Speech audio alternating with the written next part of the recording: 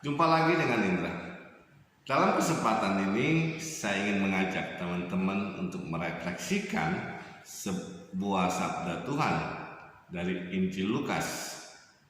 Di dalam Injil Lukas, ada sebuah perikop yang bagus untuk kita renungkan dan kita pelajari bersama. Yesus mengecam orang-orang Farisi dan ahli-ahli Taurat. Pertanyaannya, kalau kita membaca judul tersebut, mengapa Yesus sampai mengecam? Dan apa yang dikecamnya? Untuk mengetahui, mari kita baca perikopnya. Injil Lukas bab 11 ayat 37 sampai 54. Ketika Yesus selesai mengajar, seorang Farisi mengundang dia untuk makan di rumahnya. Maka masuklah ia ke rumah itu, lalu duduk makan.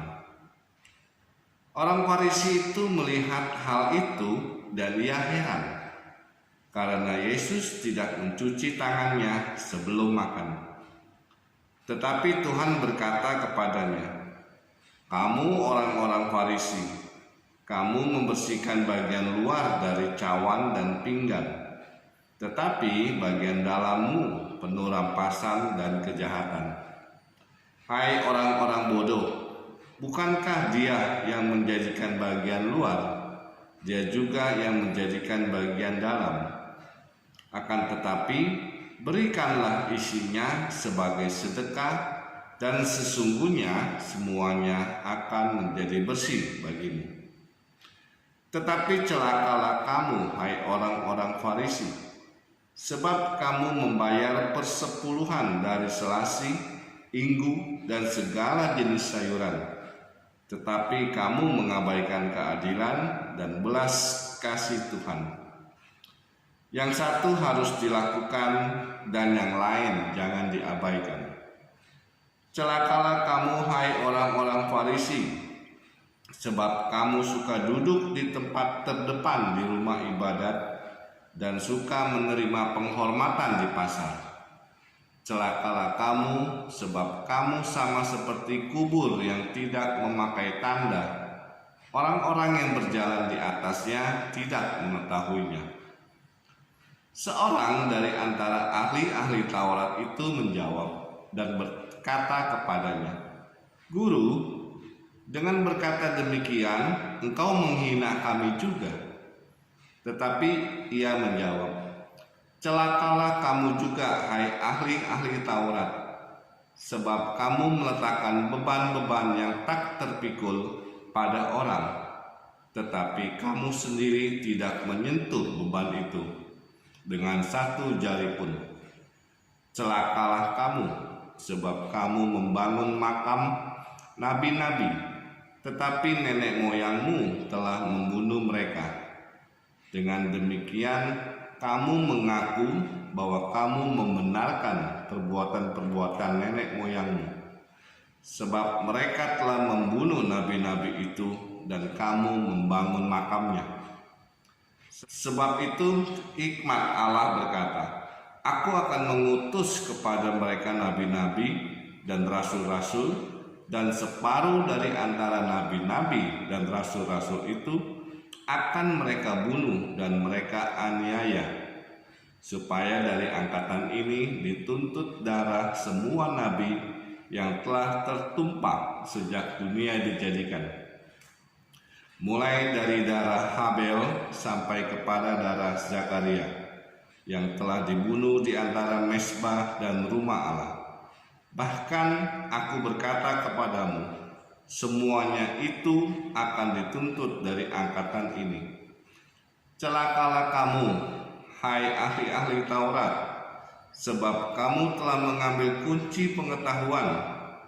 Kamu sendiri tidak masuk ke dalam, dan orang yang berusaha untuk masuk ke dalam kamu halang-halangi.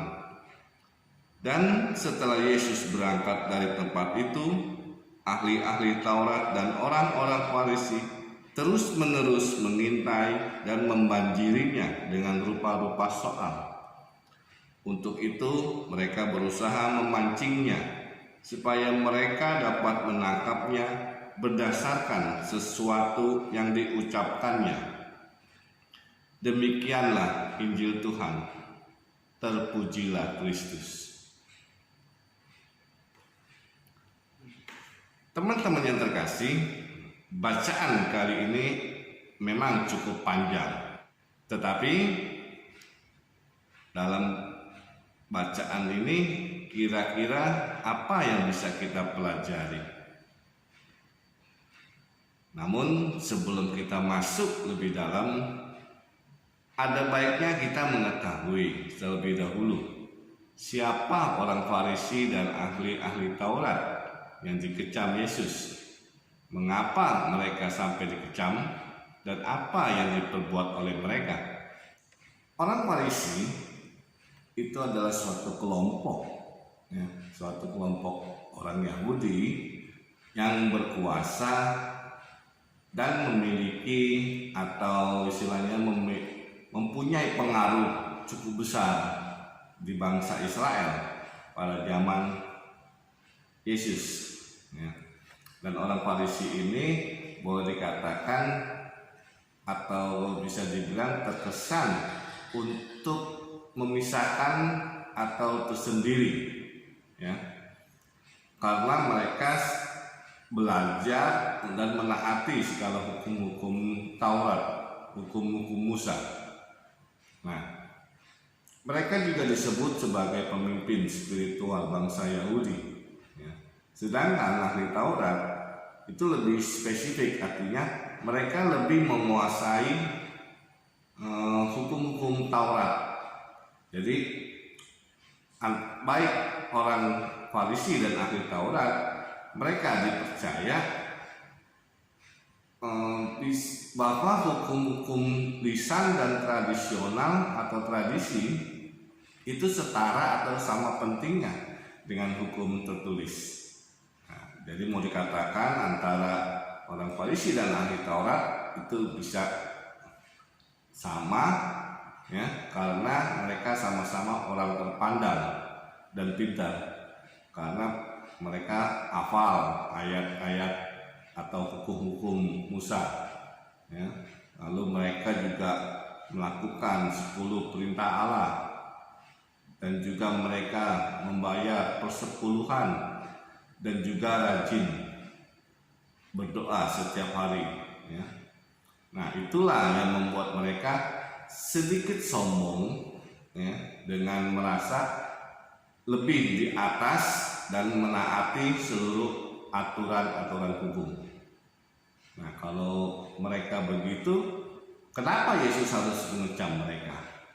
Nah, ini dia pertanyaan yang bisa kita pelajari. Karena ajaran-ajaran mereka secara tidak langsung itu membatasi agama pada ketaatan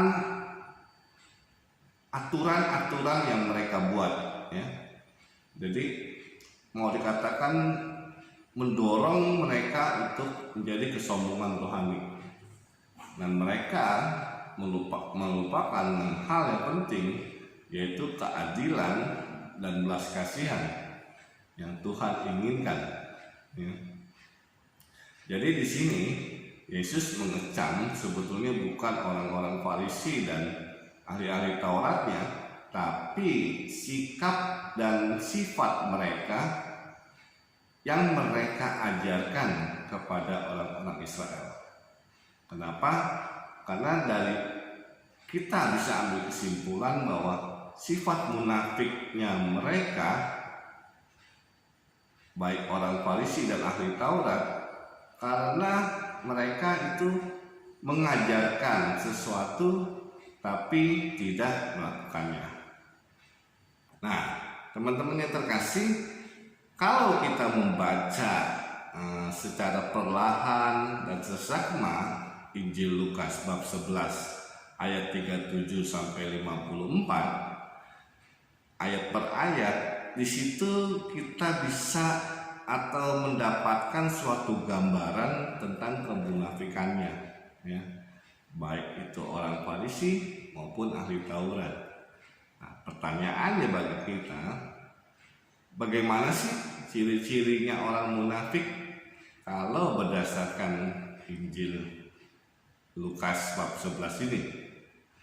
Saya mencoba merefleksikannya dan merenungkannya, semoga ini bisa membantu teman-teman. Ada 4 poin yang bisa saya berikan atau jabarkan. Yang pertama, itu mereka gampang sekali melihat kesalahan orang lain, ya. Tetapi kesalahan mereka sendiri itu seolah-olah tertutup karena mereka merasa benar. Ya, kita bisa lihat di ayat 38. Di situ orang Farisi kan heran melihat Yesus kok makan nggak cuci tangan, main langsung makan aja. Karena peraturannya harus kalau makan harus mencuci tangan, ya kan? Nah, yang kedua,